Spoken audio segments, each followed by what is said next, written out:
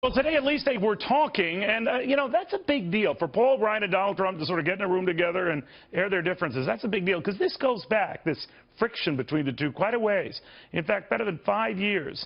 Last time I talked to Paul Ryan on an issue that was near and dear to him, reining in Medicare, something that he got a lot of criticism from no less than Donald Trump. Go back in history, look. And he's chosen to do nothing unleading, and he's allowed his political leaders to demagogue Republicans on this, which makes it harder for us to get agreement on how to fix this problem. But it's more than just that, right? I mean, even Republicans they kind of left you, no offense, not at all. At the edge of the cliff. Not at all. Well, Donald Trump was on our air this very air. He was trashing you, trashing this whole plan. Did that bother you? No, it really doesn't bother me, because when you lead and when you step out and put reforms out there, you're going to get these kinds of comments. I don't know Donald Trump, and I don't know that he's read our plan. This is as gradual as it gets. All right, at the time, Paul Ryan was talking about reining in the growth of Medicare, the famous ads that ensued after that of him throwing Granny off a cliff. And he didn't get much support, in fact, a lot of criticism from Donald Trump then. So does that stick now? To New York Republican Congressman Chris Collins, he's a Trump surrogate. Maybe this ill will goes back a ways, Congressman. What do you think? Oh, Neil, that was then. This is now 5 years in the political world. It's like 10 lifetimes. What matters today is that Paul Ryan and Donald Trump had a very positive meeting. As Donald Trump said then and even now, he really doesn't know.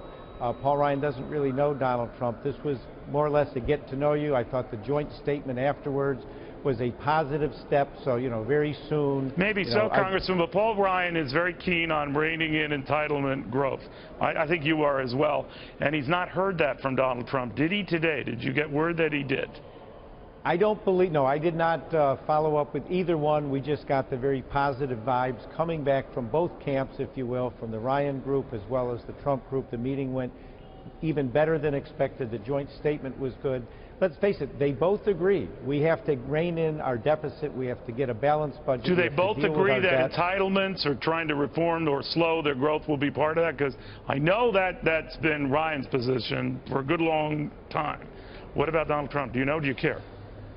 Well, I certainly care, and what I've heard Donald say is he's not going to have a negative impact on anyone that's currently receiving Social Security, Medicare, but that he would be open longer term. We have heard some of those statements, and I'd certainly encourage those to When did you hear those statements? Because I have not. Well, no, yesterday we heard Mr. Trump say on the Social Security side, we'll be having a discussion, but we're not going to hurt anyone that's currently on that. And so okay, so when you say that we're going to be having a discussion where we could at least discuss the possibility of addressing entitlement growth?